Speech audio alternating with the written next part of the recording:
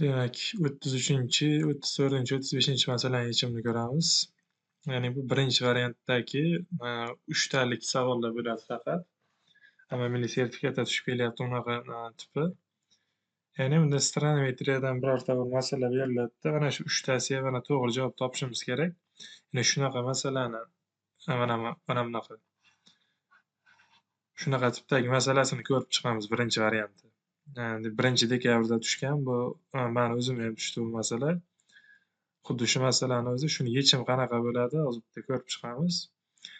Xo'p, masalan shartida demak diametri 10 santimetrga teng bo'lgan ikkita bir xil silindr berilgan degan. Silindrlar demak kesib olingan. Demak tirsagi yasaldi degan, keyin pina 3 deb olinyapti. Xo'p, mana buni ya'ni birinchi mana silindr mana bo'lsa, ikkinchisi mana bu. Ikkalasidan ham mana bunday bir xil demak qirqim qilib olinganda, ikkovi mana bunday qilib yasalgan bu. Ya'ni bu to'g'ri burchakli uchburchak shaklida bu o'zi bunday olganda o'q kesimi. Xo'p, shunda demak birinchi 33-chi masalani shartida hosil bo'lgan jism yon sirt yuzini toping degan. Yon sirt yuzi. Hop, bunda nima qilamiz? E'tibor berishimiz kerak. Sal bunda yasashdan foydalanishimiz kerak. Ya'ni yon sirt deganda o'zi hozir bunda silindrdan foydalanib topsak osonroq bo'ladi.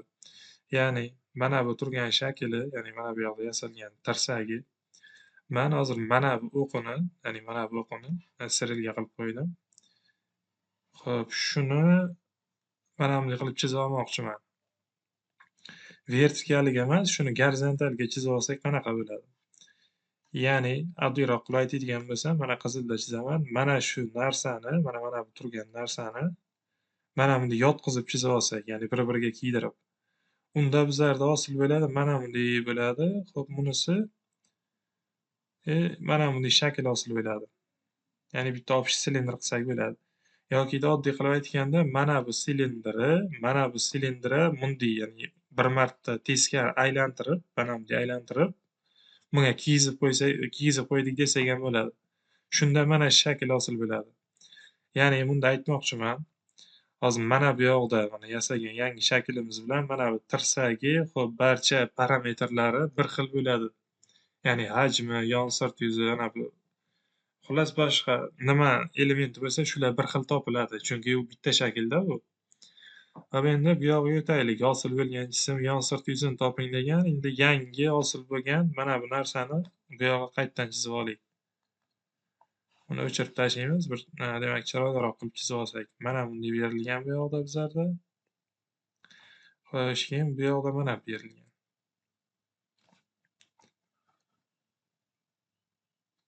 Xo'p. Mana bunday berilibdi bu. Tak.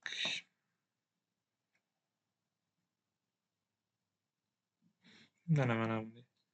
Endi bu yoqda mana e'tibor berishlaringiz kerak. Mana bu yerda qizilda qirqib qo'yaman. Mana bunday qirqim bor. Mana shu qirqim. Ya'ni mana buni chizib oldim-da hozir men bu yoqda. Ya'ni mana shu narsani bu yoqda mana chizdim, mana bu yoqda qizilda. Endi yuzini topishimiz uchun buni qanday ishlaymiz? Hozir e'tibor beraylik. Mana bu chizmadan foydalanishimiz kerak. Ya'ni bu chizmada o'zi hammasi aniq qilib berilgan. Ya'ni qaraydigan bo'lsak, hozir mana bu tomon 10 santimetr bo'ladigan bo'lsa, demak mana bu общий 20 bo'ladigan bo'lsa, hozir mana bunday tutashtirib oldik biz ham buni. Ya'ni bu yoqqa qoladigan masofa 10 santimetr qoladi yana. Xo'p, ya'ni bu 10 santimetr qoladigan bo'lsa, bu mana bu 10 santimetrlik joyi bizlarda, ya'ni unday qilib tushuntirmasa ham bo'ladi. Общий mana buni mana 20 dedik, mana bu masofani. Endi shunda mana bu yuqoriga, ya'ni mana bu masofa 10 santimetrlik ko'rsatilgan. Ya'ni bunda nimani aytmoqchiman? Hozir bizlarda hosil qilganimizda mana bu joyi 20 santimetr deydigan bo'lsam, mana bu joy 10 santimetr demoqchiman. Ya'ni mana 10 santimetr va 20 santimetrda qo'shganimizda yasaldi-da bu. Endi bundan kelib chiqdi hashi 30 santimetrligi.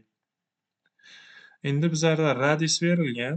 Radius mana o'zi 5 santimetrlik ko'rinib turibdi. Mana bu yoqda. Xo'p, endi yon sirtini so'rabdi. Yon sirt yuzi birinchi 33-masala qo'yaman mana bu yoqdan. Yon sirt yuzi, demak S yon sirt 2 pi r h silindrda. Ya'ni mana bu silindr hajmini yozirtini topyapman. Demak, pi ni 3 deb oling deb 3 qo'yamiz. R 5 va h 30 bo'lsa, demak, hosil bo'ladi bizlarda mana bu 10 bo'lsa, bu 900 bo'larkan. Ya'ni bu santimetr kvadratda chiqdi. Demak, mana bu 33-masalaga 900 degan javob qaysida? Demak, B ekan. Yozib qo'yamiz. Mana bu yoqda mana bu shart bizlarda B javob chiqdi. 33-masalada. Endi hosil bo'lgan jism hajmini toping degan, ya'ni mana shu silindr hajmini topsak bo'ldi. Mana hosil bo'lgan jism shunaqa bo'ldi. 34-masalada.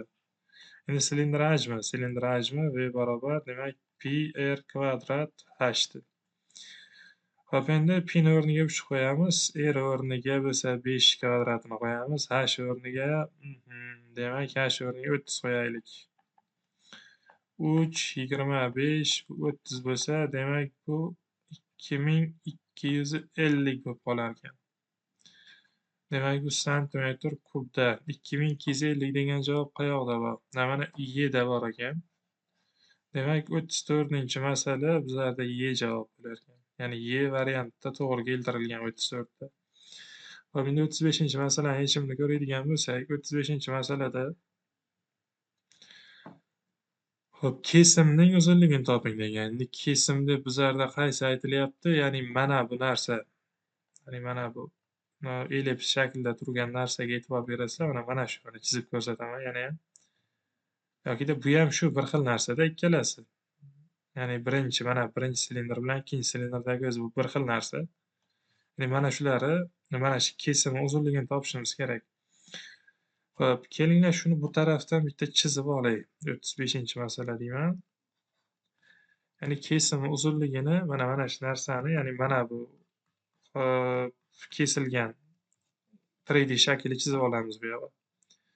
Mana bunday mana bu silindr bitta asosi. Bu yog'i xo'p, qaraydigan bo'lsak, mana bunday kesib olingan. Bunaqa qilinibdi. Xo'sh, mundoq, mana bundoq kesib olingan mana.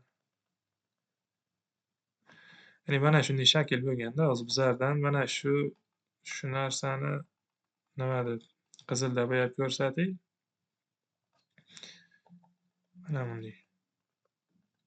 Shu qizilda bo'yalgan sohani, ya'ni qizilda shtriq chizig'i uzunligini topishimiz kerak yokida mana bu. Va buni ishlashimiz uchun birinchi o'rinda qiladigan narsamiz mana bu narsani mana shunday tutaman deb bu yoqdan ochadigan bo'lsam, bu demak mana bu uchi bunday bu yoq ochilib ketadi. Bu uchi bo'lsa, xo'p, nari taraf ochilib ketadi buni. Ellipsi. Shunda bizlarda hosil bo'lyapti. Mana bu narsa, mana aylana bor-ku bizlarda, mana aylanani bir uchi nariga ochilib ketadi, ikkinchi uchi bu tarafga ochiladi. Ya'ni bunda tasavvur qilishimiz kerak. Ya'ni mana h o'zgarmay turibdi. Shunday mana tushiradigan bo'lsam. Xo'sh, buni qaraymiz. Mana bu h turibdi joyida. Mana bu h mana demak joyida turibdi. Mana bu narsalar bunday yoyilib ketdi. Ya'ni mana bu aylanani yarmi bu yoqqa yoyildi. Bu yarmi mana bu yoqqa yoyildi. Aylanani. Xo'p, shunda hosil bo'lgan jism nima bo'ldi bizlarda? Xo'p, bundoq qilaylik-da buni.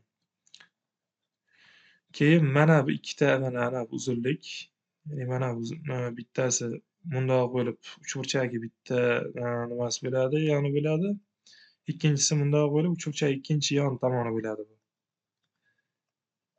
Ya'ni endi bu yoqda mana bu narsa bizlarda, ya'ni mana bu narsa 2pi r. Ya'ni asos aylanasining uzunligi bizlarda yoyildida bunda mana aylana uzunligi. Endi bizlardan so'ralayotgan narsa mana L desam, shu o'zi 2L so'raldi. Mana shuni topsak bo'ldi. H o'zgarmay turaveradi. Mana H bu yoqda qirqim uzunligi, ya'ni mana bu yoqda topib qo'ydim, mana 10 da. Ya'ni mana bu masofa 10. 10 bo'lsa, bunday mana 40 olingandan keyin mana bu masofa ham 10 bo'ladi. Mana bu yoqdagi. Mana bu 10. Demak, pashti hal bo'ldi masalamiz. Endi 2πr desa, 2πr o'chiramanda buni o'rniga demak 2 kara 3 kara 5 desak 30 bo'ladi mana bu taraf. Mana bu balandlik bo'lgandan keyin 90, demak mana bu tomon 15 bo'ladigan bo'lsa, bitta Pifagora qo'yib topa oladigan bo'lsak, L kvadrat Demak, teng bo'ladi 10 kvadrati plus 15 kvadratiga. Demak, bundan L kvadrat qiymatini topadigan bo'lsam, 100 plus 225 bo'ldi. Demak, 100 plus 225 qiymatini xo'sh, buni soddalashtiraylik. Demak, L kvadrat teng bo'ldi 325 ga. Demak, bunda hosil bo'ladi bizlarda L kvadrati demak 25 kara 13 desak bo'ladi buni. Demak, bundan L qiymatini topadigan bo'lsak 5 ildizda 3 ekan. Bizlarda L qiymati mana shu chiqdi, 5 ildizda 3 chiqdi. Endi masalan shartida yuqorida ham aytdim, mana bu 2 L so'ralgandi, chunki mana bu yon bilan mana bu yon. Ya'ni mana bu ellipsni topishimiz kerakda. Hozir biza bitta L deganimiz mana bu ellipsni bir tarafi chiqdi mana bu. Endi ikkinchi tarafni ham uzunligini topishimiz uchun shuni 2 ga ko'paytirib qo'ysak bo'ldi. Ya'ni 2 ko'paytirilgan 5 ildiz ostida 3 qiladigan bo'lsak mana buni, bu 10 ildiz ostida 3 bo'ladi. Demak, 35-masalani javob 10 ildiz ostida 13 mana bu narsa. 10 ildiz ostida 13 bu. Bu yoqda ham 3 yozib ketaman. 10 ildiz ostida 13 bu. Demak, 10 ildiz ostida 13 degan javob D da turibdi. Bu yoqda mana D mana bu. Shunda bu yoqqa yozamiz.